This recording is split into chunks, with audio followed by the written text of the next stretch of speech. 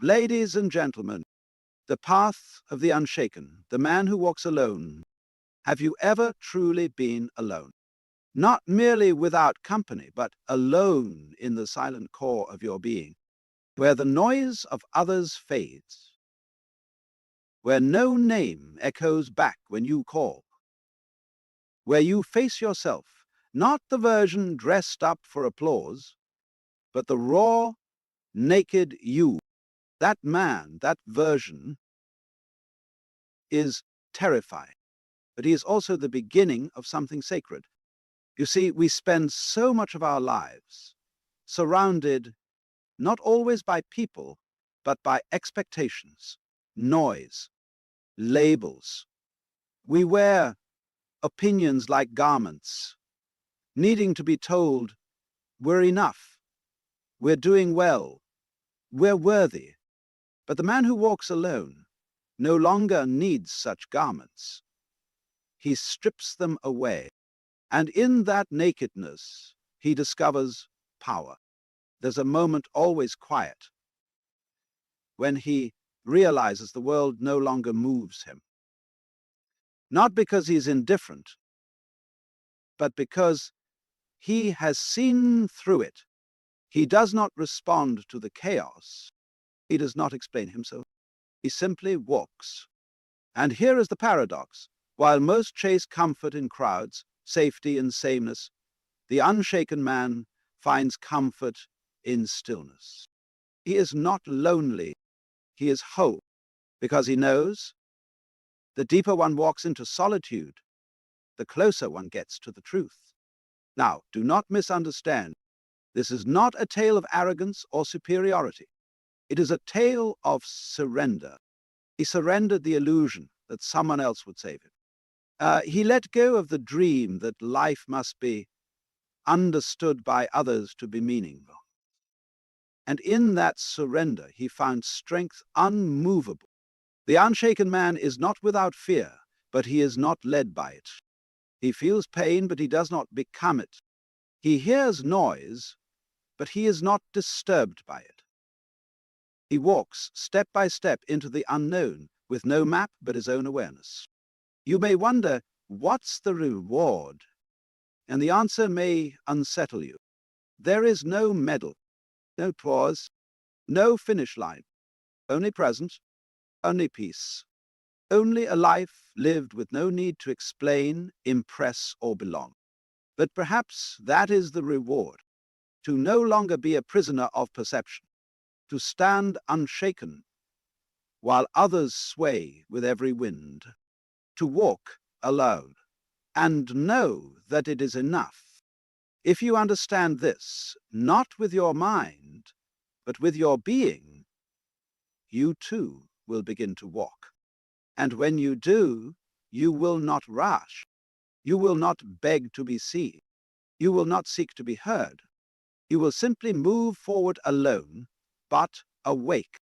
And that, my friend, is the path of the unshaken. Walking alone is often misinterpreted as a sign of weakness, a symptom of failure, or a result of rejection. But solitude, true, chosen solitude, is something altogether different. It is not the absence of people, but the absence of dependence on them. When a man learns to walk alone, not out of bitterness, but out of deep understanding, he discovers a strength that is untouchable, quiet, and deeply rooted. We live in a world obsessed with belonging. The moment we're born, we're fed ideas about fitting in, being accepted, and becoming someone in the eyes of others. From school to society, from friendships to fame, the message is the same. You are someone only when others say so. And so we chase it. We chase approval, applause, companionship, not because we always need it, but because we've been conditioned to believe we do. But the man who walks alone steps outside that illusion. He begins to see that most of what we call connection is built on conditions, roles, and fragile expectations. He notices how people change their words to be liked, their actions to be validated, their identities to be accepted. And then one day, he stops doing the same, not out of defiance, but because he's finally tired of pretending.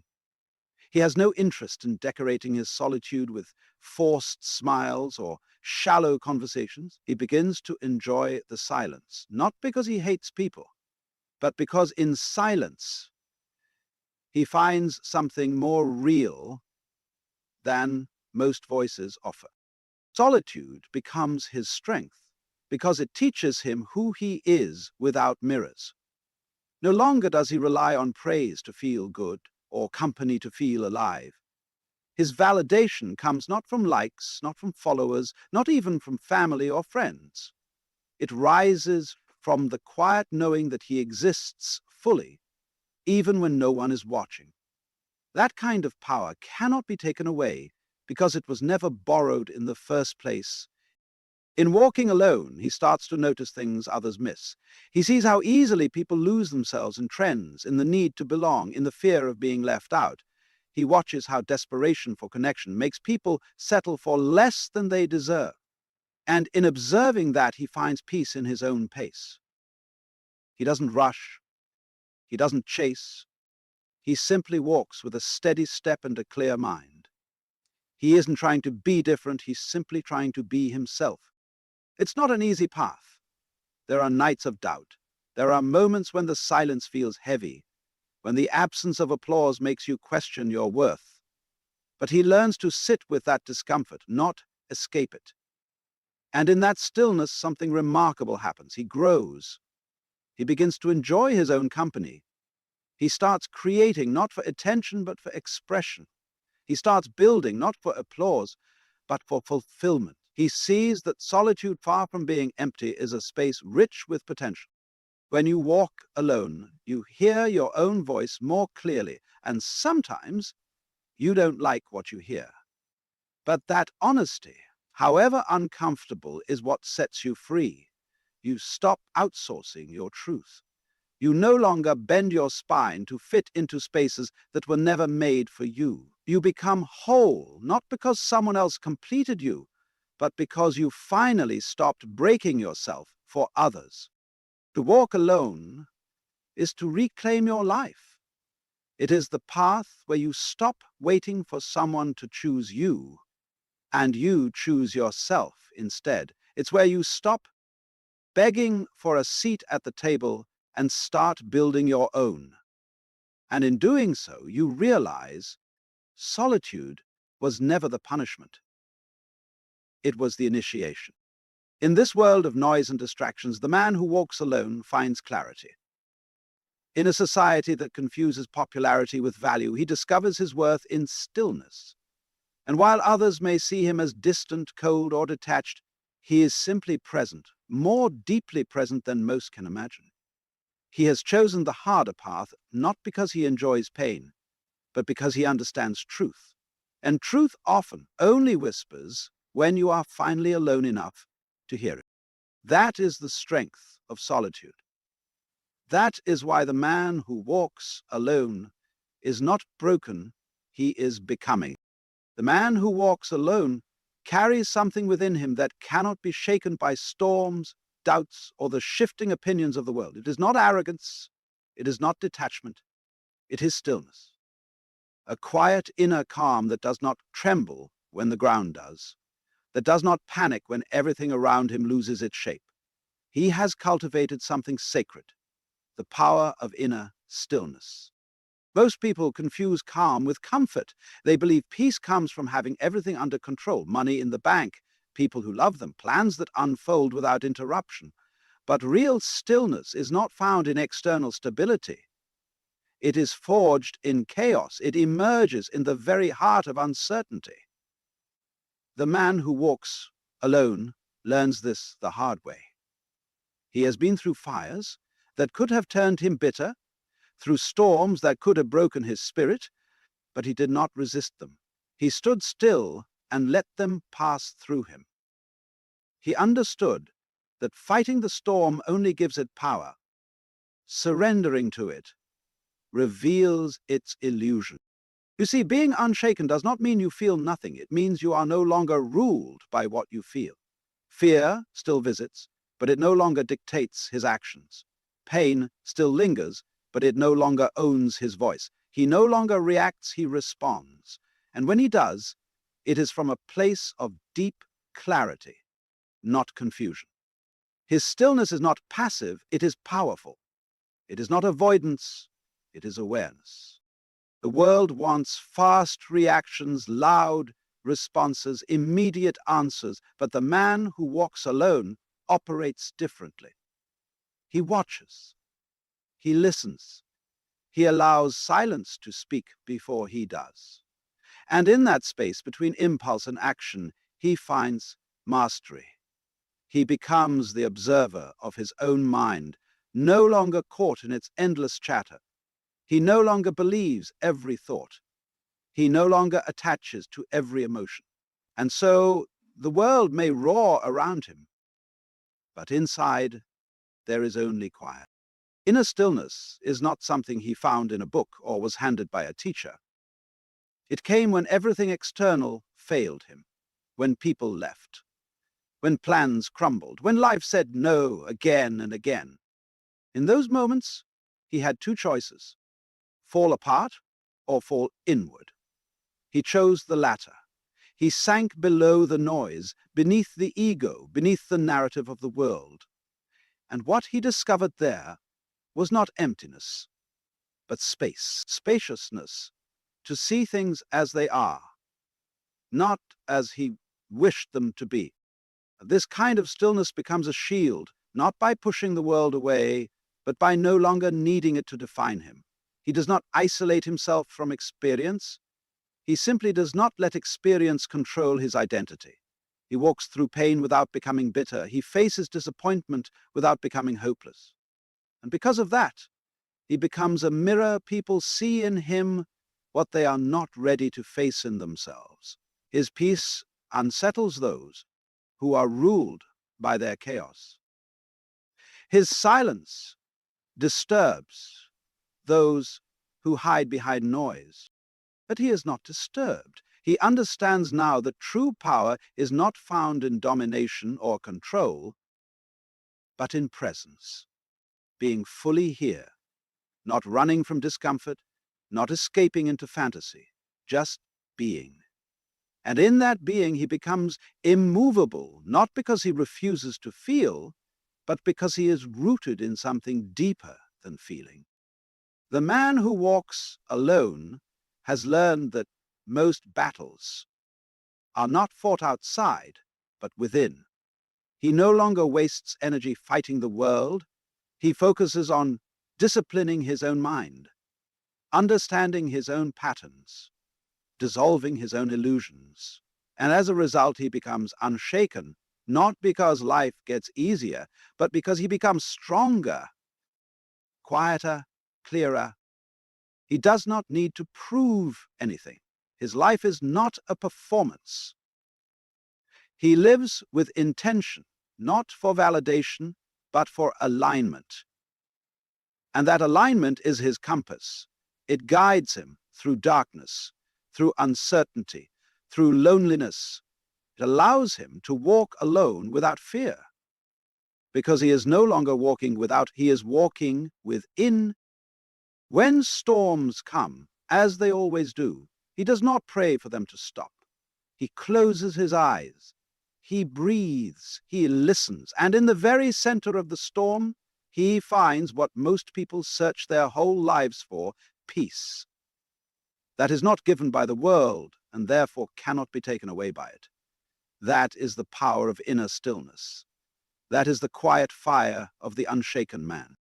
There comes a point on the path of solitude when a man realizes he no longer seeks to be seen, applauded, or understood. He does not need the world to echo his thoughts or affirm his worth. This is not because he believes himself to be better than others, but because he has stepped beyond the need for external validation. What once fed him now feels empty. What once shaped his identity now feels like a mask. And so he walks not away from others, but toward something deeper, his own truth. We live in a world obsessed with performance. Everyone is showing, sharing, updating, explaining. There's a desperate hunger to be recognized, to be told, yes, you're doing it right. Yes, you matter. And for a while, this works. The applause feels good. The attention feels warm. But it fades. And every time it fades, it must be chased again, louder, brighter, more curated than before. The man who walks alone sees this pattern and quietly opts out. Not because he doesn't appreciate connection, but because he's no longer willing to be dependent on it. He understands that the constant seeking of approval is a trap, a beautiful one, often disguised as success or popularity, but a trap nonetheless. And like all traps, it keeps you small. It keeps you performing. It keeps you pretending to no longer need to be seen. There's a kind of freedom that few dare to taste. It means you are no longer moved by praise or broken by silence. Your actions arise not from how they will be received, but from how true they feel to your being. You become honest, not just with others, but with yourself. You say less. You mean more. You stop explaining your life to people who only want to misunderstand it. You realize that your truth does not need to be translated for it to be valid. There is a great peace in no longer needing to be understood. Because, in truth, most people only understand you through the lens of their own experience, their own wounds, their own fears. They are not hearing you, they are projecting them. And once you see this, the desire to constantly clarify, justify, and prove yourself falls away. You simply let them think what they will, and you continue walking. This detachment is not coldness. It is love that no longer begs. It is expression that does not need applause. It is a life lived with depth, not decoration. And as this freedom grows within the man who walks alone, something else happens. He begins to see how much energy he used to spend trying to be enough. Enough for someone else's standard. Enough for someone else's love. Enough for someone else's fragile ego. Now he simply is. He wakes up without wondering who approves of him. He creates without wondering who will applaud. He walks through his day with presence, not pretense. And because of that, his energy becomes different. It carries weight. It does not beg, but it commands. Not through force, but through clarity. Not through noise, but through stillness. When you no longer seek validation, you begin to validate yourself. And in doing so, you reclaim your power. You become the source, not the seeker. And everything you do, from how you speak to how you move, is infused with authenticity. People may not always understand it. They may even resist it. Because a person who no longer needs approval disrupts the illusion of those who still do. But that's the cost of liberation. You will lose followers. You will lose praise. You may even lose friends. But what you gain in return is worth far more. Your peace, your clarity, your self-respect. You trade the spotlight for inner light. And you realize that what you were chasing all along was never out there. It was always within. To walk this path is not easy. There are moments when the silence feels loud, when you wonder if you've disappeared, but then you hear it, that quiet voice inside you, steady and unwavering. And you know you are not lost. You are finally home, not in a place, not in a person, but in yourself. That is the gift of no longer needing to be seen. That is the power of the man who walks alone. He is not invisible, he is invincible. Because he belongs to no one, he is finally free to belong to himself. There comes a moment in every man's journey when he faces a choice so quiet, so internal, that few around him even notice it's been made. It is the moment he stops choosing approval and starts choosing solitude. Not because he's tired of people, but because he's tired of pretending. He no longer bends himself to fit into rooms that shrink him, no longer speaks in ways that dilute his truth just to be accepted. He begins to understand that solitude, though difficult, is not a punishment, but a purification. Most people fear being alone because they've never sat with themselves long enough to understand who they are without an audience. They mistake silence for emptiness and stillness for absence. But the man who walks alone knows the truth. It is in solitude that all false identities begin to crumble. Every mask, every borrowed belief, every role played for the sake of others begins to fall away. And what remains is raw, unfiltered, real. It is not an easy process. In fact, it is often painful. Because when you remove the noise of the world, you are left only with yourself, and that self may be unfamiliar at first. You will meet the parts of you you've long ignored, the fears you've buried, the dreams you've postponed, the truths you've denied. It is a confrontation not with the world, but with your own reflection. And yet, it is the only path to real freedom. Choosing solitude over approval means you stop living on borrowed time. You stop shaping your life according to other people's expectations. You stop outsourcing your self-worth. You stop trading your authenticity for temporary acceptance. It's a kind of death, the death of the version of you that lived only to be liked. And in that death, something new is born. A man who no longer needs to explain, impress, or apologize for who he is. The journey is lonely at first. You may find yourself walking away from friendships that no longer feel true, distancing yourself from environments that no longer reflect your values. You will be misunderstood. People will say you've changed. And they're right, you have. You've stopped betraying yourself for the comfort of the crowd. You've stopped nodding in agreement when your soul was screaming no. You've stopped forcing smiles in spaces that didn't deserve your light. Solitude doesn't ask for performance. It doesn't require explanation. It just is. And in that being, you begin to feel something rare: alignment. The thoughts in your mind, the words from your mouth, the actions from your hands, they all begin to point in the same direction. There is no longer a split between who you are and who you present to the world. You are whole. You are grounded. You are clear. And this clarity becomes your compass. You no longer chase paths that aren't meant for you. You no longer compromise what matters to you for the sake of inclusion. You trust your own rhythm. You honor your own silence. You realize that some distances are necessary, not because you hate, but because you love yourself enough to preserve your peace. You're not bitter. You're not angry. You're simply no longer available for the noise. This is what purification feels like. Not glamorous, not always peaceful, but real. It strips you down to your essence. It removes the layers that were never yours to carry. It demands that you stop running. And in that stopping, in that standing still, you find something most people never do yourself.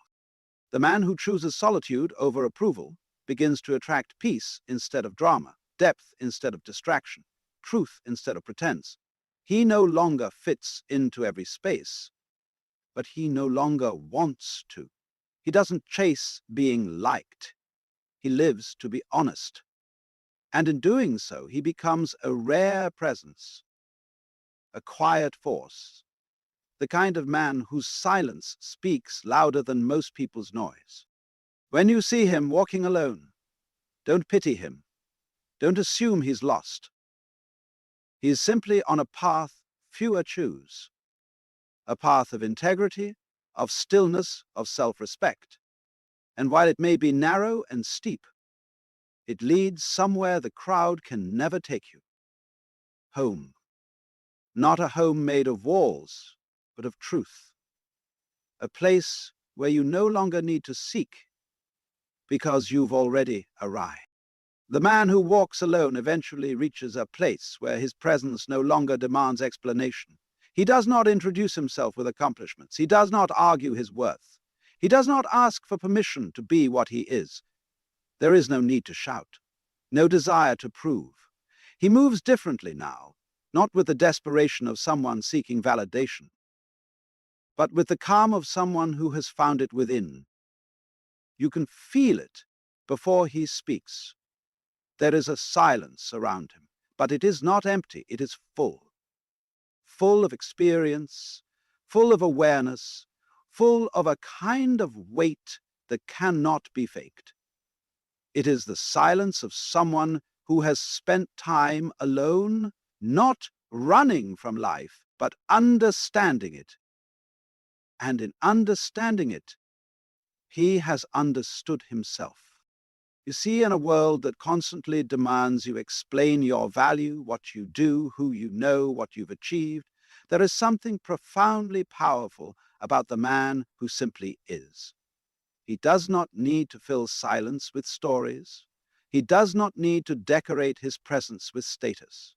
He sits comfortably in his own skin, knowing that truth needs no performance.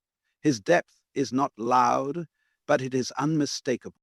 This kind of presence is not something you're born with.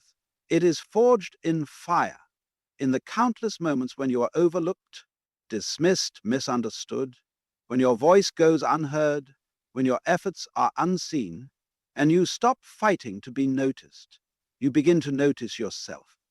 You stop asking others to meet you, and you meet yourself where you are, again and again, until there's no gap between who you are and how you move. Most people cannot imagine power without noise. They think influence must come with a spotlight. But the man who walks alone has learned something deeper. True power is not in being known by many, but in being known by yourself. And when you truly know yourself, you carry a frequency that needs no introduction. Your energy walks into a room before you do. People don't quite know why, but they feel it. They feel the steadiness, the rootedness, the lack of need. It is not arrogance. It is not superiority. It is the quiet confidence that comes from inner clarity. He has nothing to sell, nothing to defend, nothing to hide. That makes him dangerous not because he harms, but because he cannot be manipulated. You cannot bribe a man who needs nothing from you. You cannot control a man who has already freed himself from the trap of approval. You cannot weaken a man who is no longer afraid of being alone. This presence unsettles people who are still defined by external measures. It makes them uncomfortable because it reflects their own restlessness. And yet, it draws the ones who are ready to go deeper. It invites honesty. It invites authenticity, not through force, but through example. The man who walks alone gives others permission to stop pretending, because his life is proof that peace is possible without the performance. He does not speak often, but when he does, people listen, not because his voice is loud, but because his words come from stillness. He does not interrupt, because he is not waiting for a moment to impress. He listens more than he speaks, observes more than he reacts. And that's why, when he finally speaks, his words land. They come not from impulse, but from insight.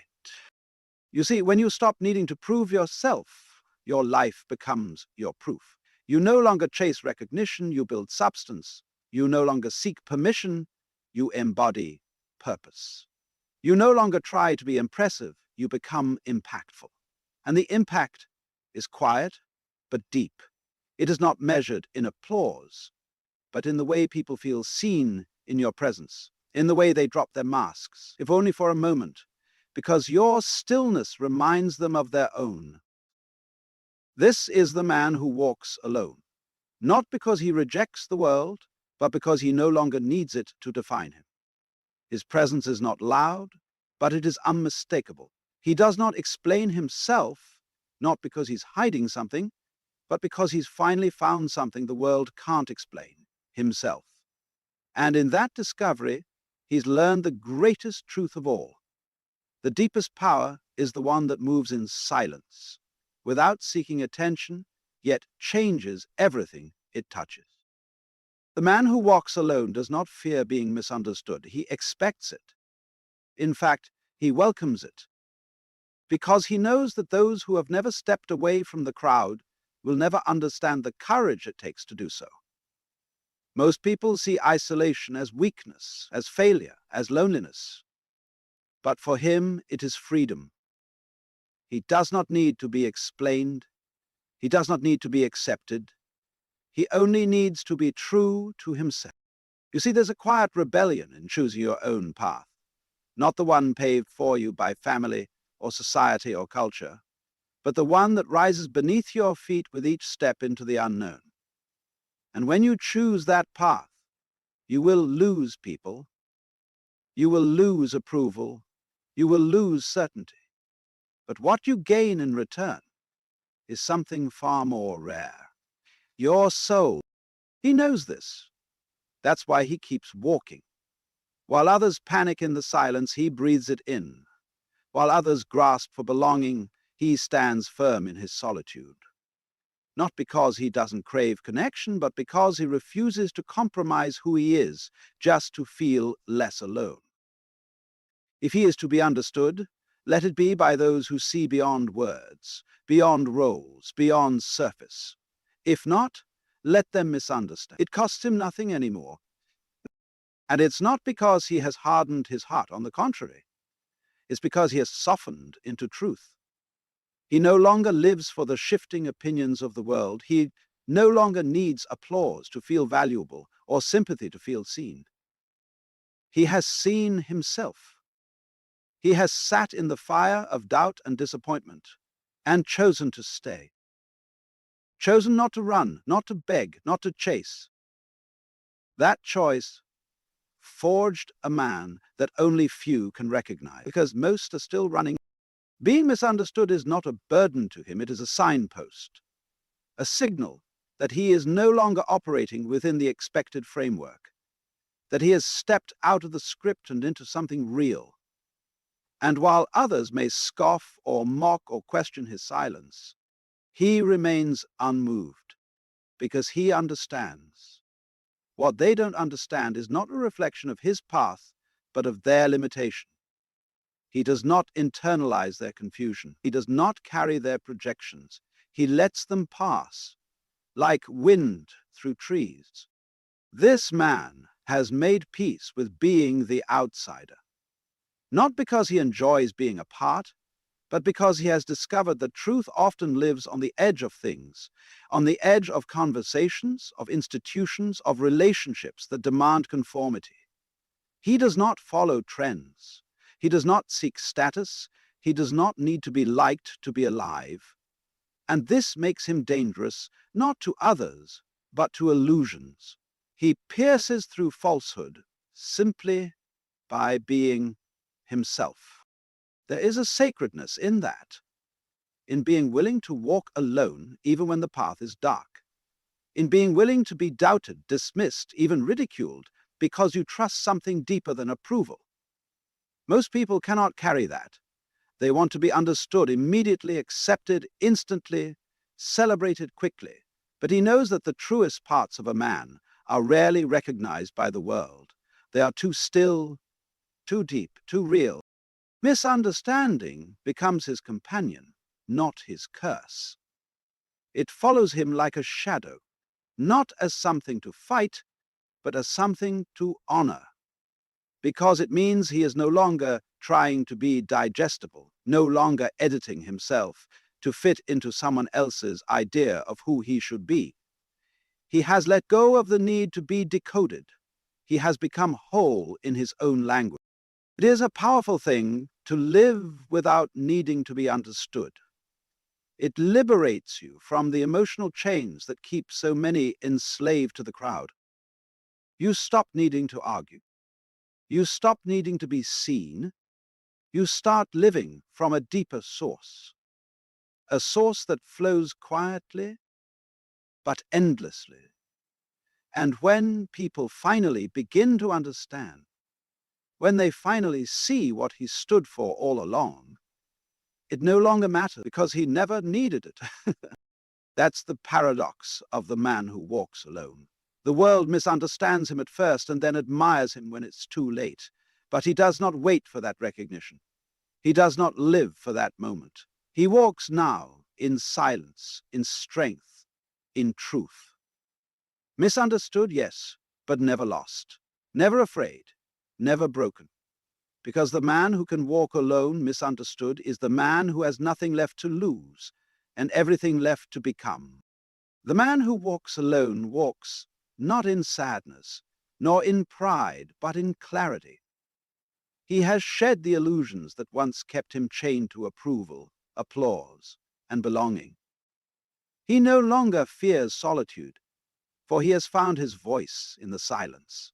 He no longer explains himself, because truth does not require permission, and he no longer waits to be understood, because he understands himself. In a world desperate for noise, he becomes the stillness. In a world obsessed with being seen, he becomes the unseen force that moves without needing recognition. His power is not in what he shows, but in what he withholds.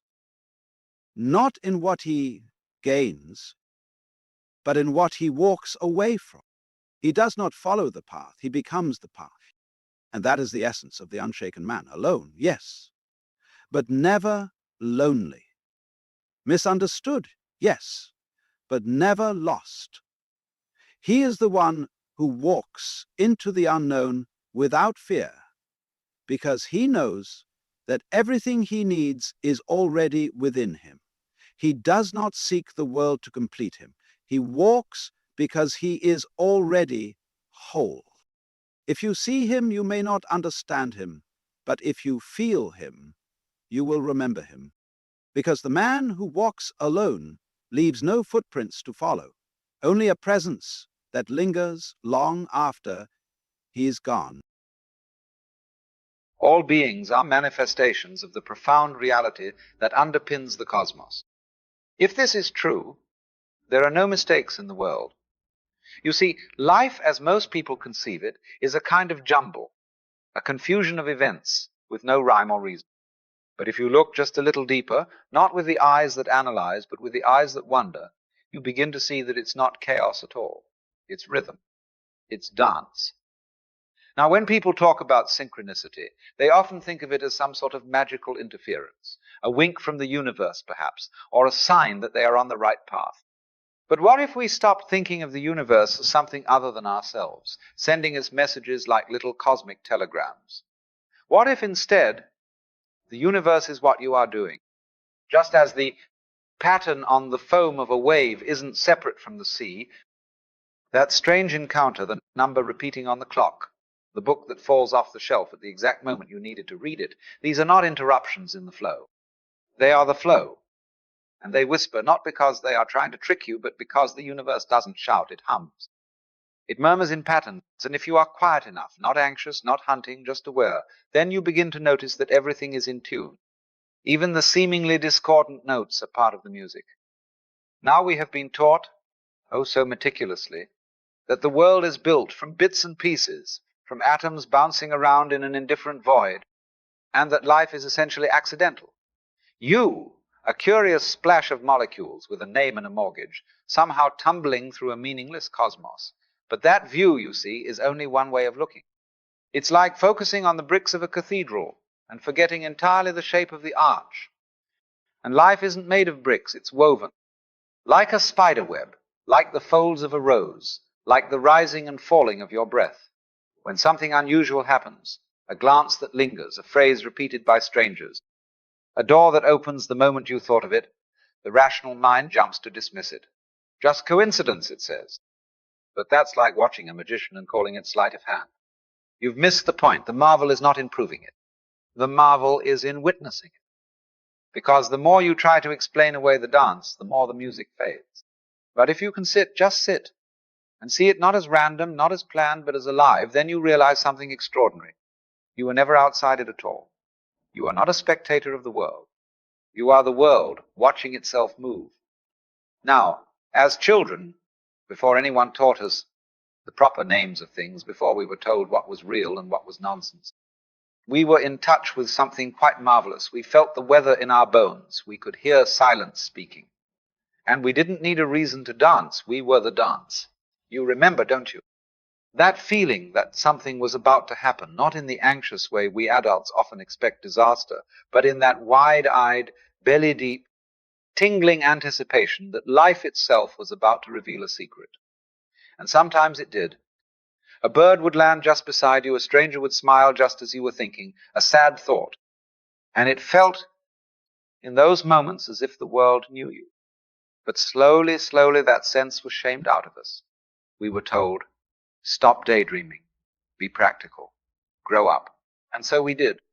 We replaced mystery with schedules, intuition with statistics. We traded the universe's poetry for a user manual. Yet that signal, that hum, that subtle frequency of awareness, it never stopped. It only grew quiet, like a cat curled in the corner of your mind, waiting for you to notice it again. You see, the universe never stopped whispering. You simply stopped listening.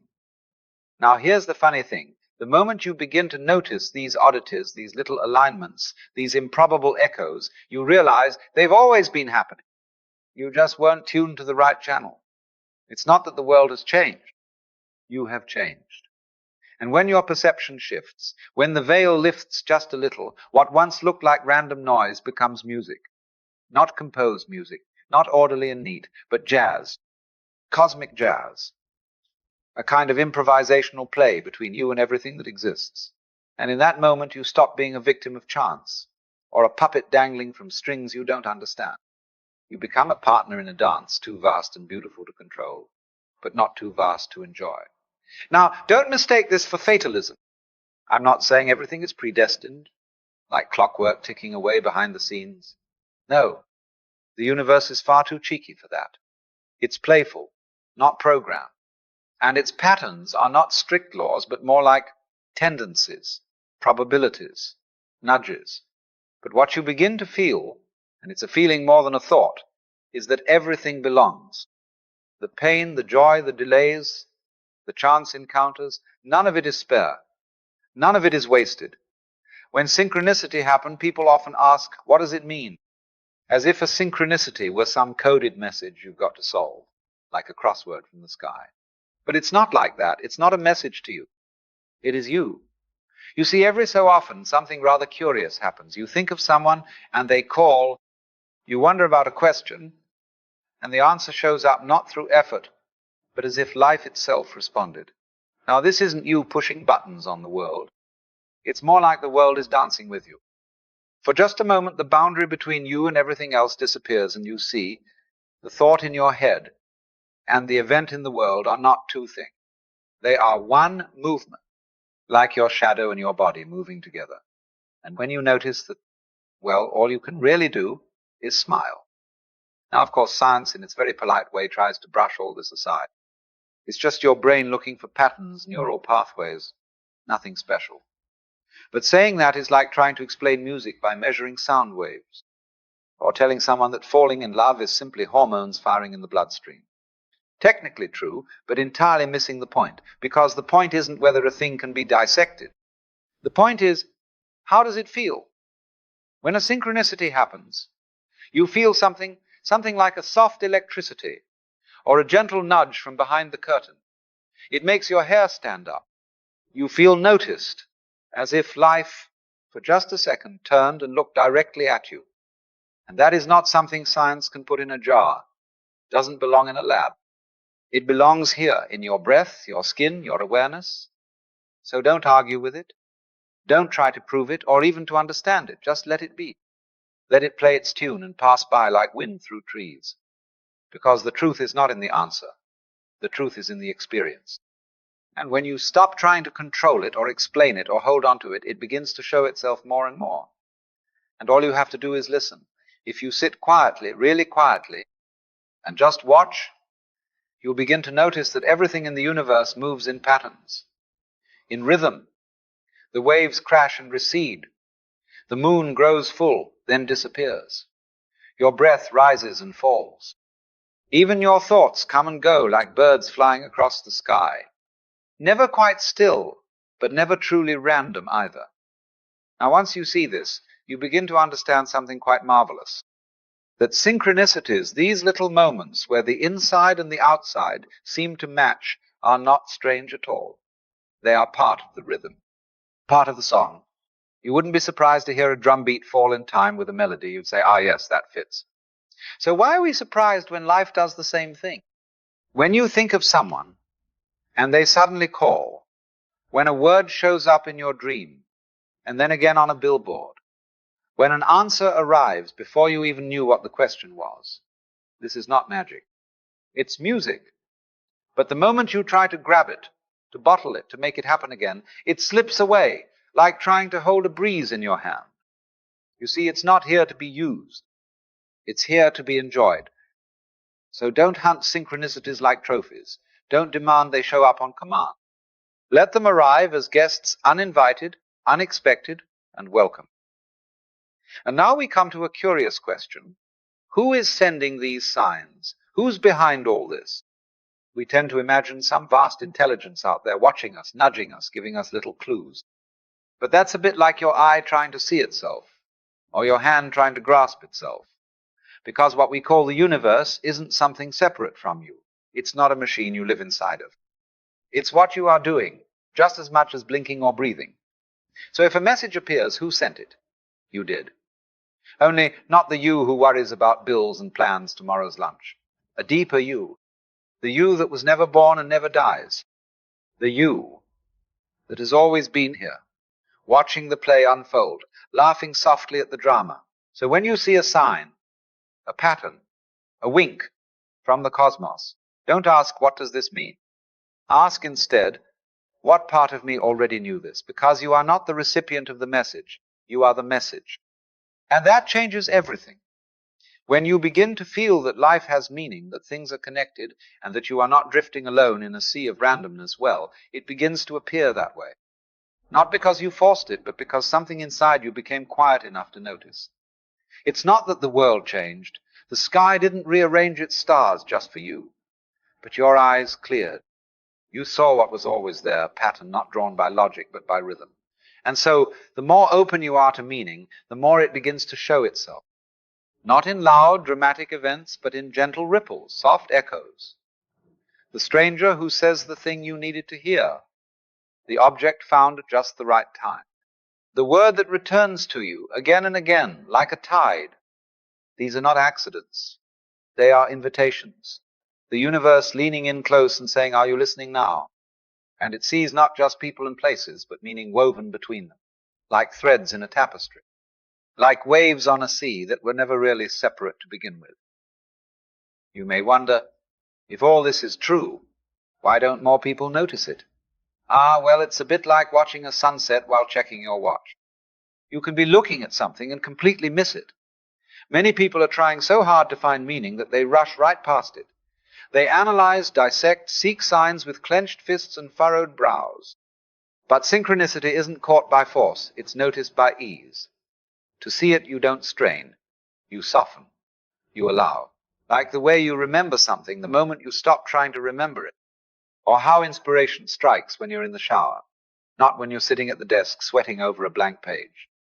So those who never see it, it's not because it isn't there. It's because they're trying too hard. They're listening through life instead of with it.